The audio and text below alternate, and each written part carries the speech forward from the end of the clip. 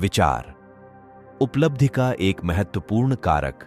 मनुष्य जो कुछ भी प्राप्त करता है और जो कुछ भी वह प्राप्त करने में असफल रहता है, वह उसके अपने विचारों का प्रत्यक्ष परिणाम होता है। जिस तरह उचित रूप से व्यवस्थित ब्रह्मांड में जहां असंतुलन का मतलब संपूर्ण विनाश होगा, उसी तरह प्रत्येक व्यक्ति की जिम्मेदारी निश्चित है जिसे संतुलन बरकरार रखते हुए पूर्ण किया जाना चाहिए। एक आदमी की कमजोरी और ताकत, पवित्रता और अशुद्धता, ये सब उसके अपने हैं, किसी दूसरे के नहीं। वे स्वयं से ही उत्पन्न हुए हैं, किसी दूसरे के द्वारा नहीं, और उन्हें केवल स्वयं के द्वारा ही बदला जा सकता है, किसी दूसरे के द्वारा कभी नहीं। उसकी हालत भी उसकी अपनी है, किसी और की नहीं। फिर चाहे वह अच्छी हो या बुरी, उसका दुख और सुख उसके अपने अंदर से ही बाहर निकलता है। वह जैसा सोचता है वैसा ही बन जाता है। वह जैसा सोचता रहता है वह वैसा बना रहता है। एक मजबूत आदमी किसी कमजोर आदमी की मदद तब तक नहीं कर सकता जब तक वह मदद लेने के लिए तैयार न हो, और तब भी कमजोर आदमी को खुद को मजबूत बनाना पड़ेगा। उसे अपने प्रयासों से उस शक्ति का विकास करना चाहिए। वह किसी दूसरे आदमी में जिसकी प्रशंसा करता है, उसकी हालत को कोई और नहीं बल्कि वह खुद ही बदल सकता है। लोगों का सोचना और कहना सामान्य बात है। बहुत से लोग गुलाम होते हैं क्योंकि उनमें से एक अत्याचारी होता है। आइए अत्याचारी से घृणा करें। हालांकि अब कुछ लोगों में इस फैसले को उलटने और यह कहने की प्रवृत्ति बढ़ रही है, एक आदमी अत्याचारी है क्योंकि बहुत से लोग गुलाम हैं। आइए गुलामों का तिरस्कार करें। सच तो यह है कि अत्याचारी और गुलाम अज्ञानतावश पारस्परिक सहयोगी होते हैं और वे एक दूसरे को पीड़ित करते हुए वास्तव में खुद को ही पीड़ित करते हैं। पूर्ण ज्ञान उत्पीड़ितों की दुर्बलता और उत्पीड़क की अनुचित शक्ति में होने वाली कानूनी कार्रवाई को देखता है। पूर्ण प्रेम दोनों की पीड़ा को देखते हुए किसी की भी भर्त्सना नहीं करता। पूर्ण करुणा उत्पीड़क और उत्पीड़ित दोनों को ही गले लगाने से नहीं कतराती है, जिसने दुर्बलता पर विजय प्राप्त कर ली है और सभी नकारात्मक विचारों को अपने से दूर कर दिया है। वह न तो उत्पीड़क है और न ही उत्पीड़ित। अगर उसके बारे में यह कहा जाए कि वह मुक्त है तो कोई अतिशयोक्ति नहीं होगी। मनुष्य केवल अपने विचारों को ऊपर उठाकर ही ऊपर उठ सकता है, जीत हासिल कर सकता है और अपना लक्ष्य प्राप्त कर सकता है। वह अपने विचारों को ऊपर न उठाकर केवल कमजोर, घृणित और दुखी ही रहता है। त्याग ही प्रगति का आधार है। इससे पहले कि कोई व्यक्ति कुछ भी हासिल कर सके, यहां तक कि चाहे वह सांसारिक वस्तु ही क्यों हो, उसे अपने विचारों को पाशविक आसक्ति से ऊपर उठाना चाहिए। वह सफलता प्राप्त करने के लिए किसी भी तरह से पाशविकता और स्वार्थ को नहीं छोड़ सकता है, लेकिन कम से कम थोड़े बहुत स्वार्थ का त्याग तो करना ही पड़ेगा। एक व्यक्ति जिसका प्राथमिक विचार ही विलासिता है, वह न तो स्पष्ट रूप से सोच सकता है और न ही व्यवस्थित रूप से कोई योजना बना सकता है। वह अपने गुप्त संसाधनों को न तो खोज पाएगा और न ही विकसित कर सकेगा। इसी कारण उसे असफलता का सामना करना पड़ता है। अपने विचारों को नियंत्रित करने की शुरुआत न करने के कारण वह मामलों को नियंत्रित करने और महत्वपूर्ण जिम्मेदारियों को अपनाने की स्थिति में नहीं रह पाता है।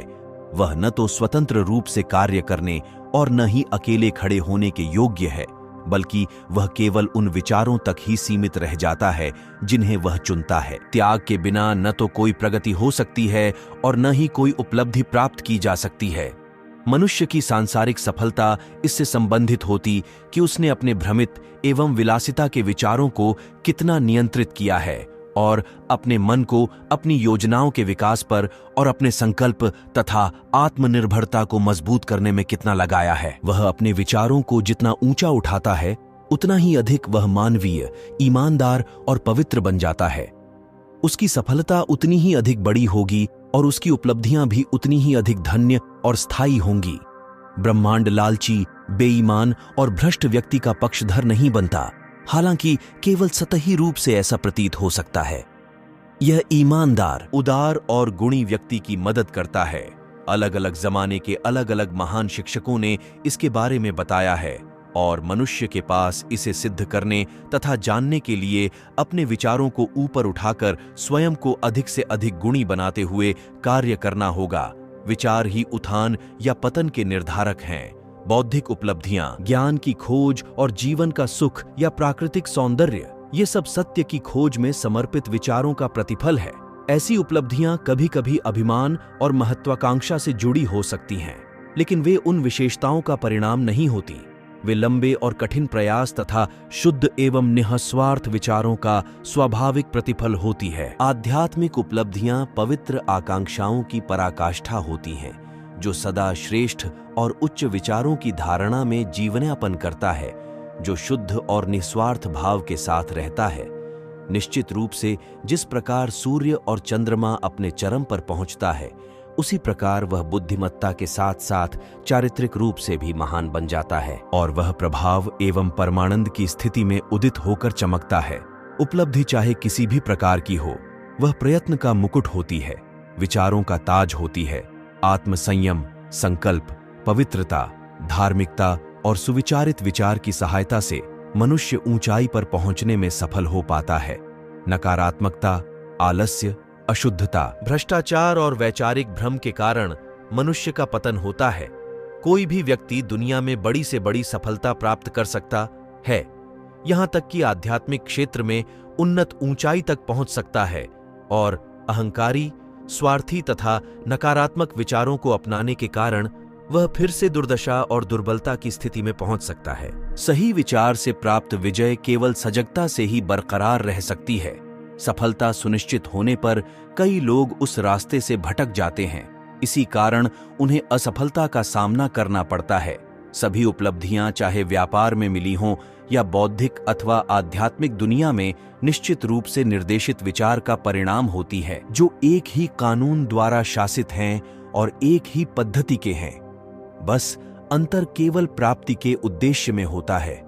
कोई व्यक्ति अपने जीवन में इसलिए कम हासिल कर पाता है क्योंकि उसने त्याग भी कम ही किया होता है। कोई व्यक्ति अपने जीवन में इसलिए अधिक हासिल कर पाता है क्योंकि उसने त्याग भी अधिक किया होता है, और कोई व्यक्ति अपने जीवन में अधिक से अधिक इसलिए हासिल कर पाता है क्योंकि उसने तुलनात्मक रूप से त्याग भी अधिक से अधिक किया होता है। सभी उपलब्धियां चाहे व्यापार में मिली हों या बौद्धिक अथवा आध्यात्मिक दुनिया में निश्चित रूप से निर्देशित विचार का परिणाम होती है, जो एक ही कानून द्वारा शासित होती हैं और एक ही पद्धति की है।